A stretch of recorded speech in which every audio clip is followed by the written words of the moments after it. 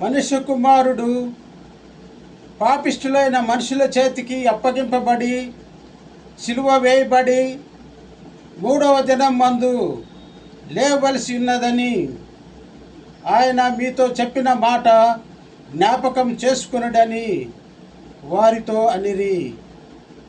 లూకాసు వార్త 24వ అధ్యాయము 7వ వచనము. ప్రేమైన సోదరి సహోదరులారా, మానవాళి రక్షణార్థము యేసు ప్రభు సిలువలో మరణించి మూడవ దినమున పునరుత్థానుడైనాడు.